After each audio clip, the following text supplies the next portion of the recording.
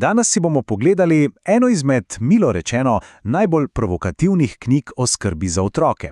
Gre za delo doktora Roberta S. Mendelssohna, ki nosi naslov Kako vzgojiti zdravega otroka kljub zdravniku.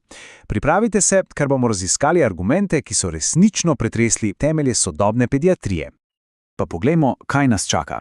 Najprej se bomo soočili z res šokantno osrednjo trditvijo knjige, potem bomo videli, kako avtor predlaga čisto nov pogled na običajne bolezni in zakaj svari pred tveganji medicinskih posegov.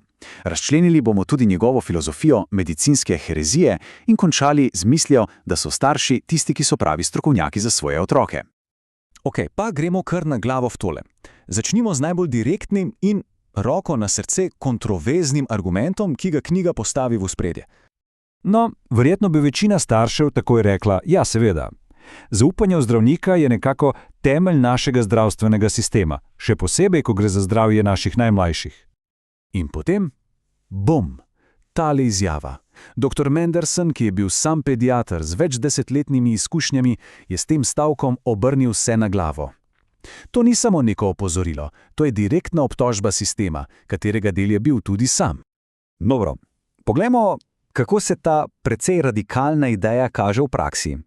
Knjiga se namreč precej osredotoča na to, kako bi morali drugače razumeti in se odzvati na najpogostejše otroške bolezni. Vzemimo za primer vročino.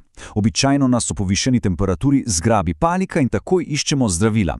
Mendelssohn pa pravi, da je vročina naš prijatelj, ne sovražnik. Je znak, da se telo dejansko bori proti okužbi in z znižavanjem vročine, pravi on, mogoče celo podaljšujemo bolezen. Zanimivo, ne?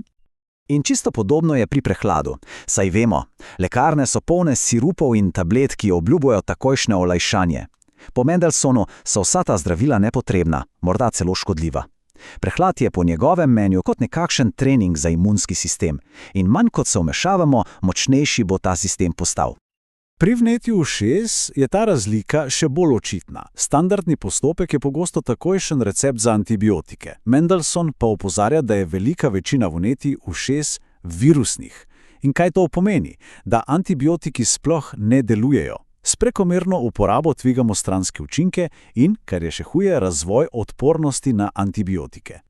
Ampak kritika v knjigi se ne ustavi pri zdravljenju bolezni. Avtor se loti tudi tistih rutinskih pediatričnih praks, ki jih večina jemlje za popolnoma samoumevne. Pomislimo na redne sistematske preglede. Jih poznamo, ne? Mendelssohn jih vidi kot nekakšen ritual, ki ustvarja nepotrebno tesnobo pri starših in pogosto vodi do iskanja in zdravljenja stanj, ki bi se mimogrede razrešila kar samo od sebe.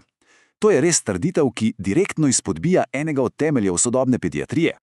In zdaj pridemo do verjetno najbolj kontroverznega dela knjige, njegovih pomislekov glede cepljenja. Avtor postavlja pod vprašaj učinkovitost nekaterih cepiv in poudarja možnost neželenih učinkov. Trdi, da pri boleznih, kot so recimo ošpice, tveganja cepljenja lahko odtehtajo koristi in postavi celo tezo, da cepljenje ogroža naravni razvoj imunskega sistema. To je seveda stališče, ki je danes v popolnem nasprotju z uveljavljeno medicinsko doktrino. Vsi ti argumenti, vse te kritike izvirajo iz nečesa globljega, iz filozofije, ki jo Mendelssohn sam imenuje medicinska herezija. Poglejmo si, kaj točno to sploh pomeni. Bistvo njegove filozofije je globoko zaupanje v naravo. Verjame v prirojeno modrost telesa, da se pozdravi samo.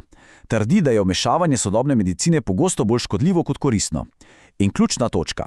Starši poznajo svojega otroka najbolje. Njihova intuicija je neprecenljiva. Moderno medicino pa primerja z religijo, v kateri zdravniki delujejo kot nekakšni vsemogočni duhovniki, katerih besed se preprosto ne sme preizpraševati.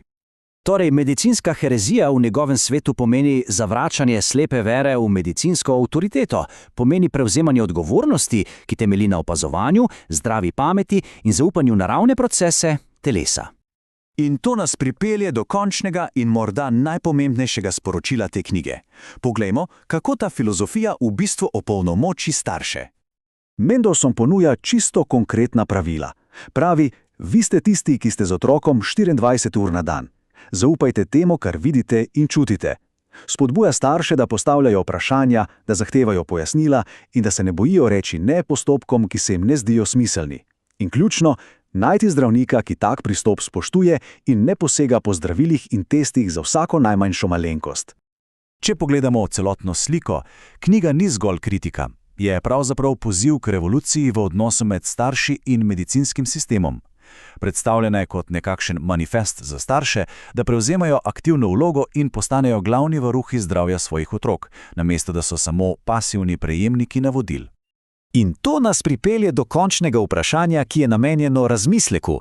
Ne glede na to, ali se z dr. Mendelsonom strinjamo ali ne, njegova knjiga odpira temeljno dilemo sodobnega starševstva. Kako najti tisto pravo pot med neomajnim zaupanjem v stroko in močjo lastnega nagona? To pa je vprašanje, ki, zdi se, ostaja odprto.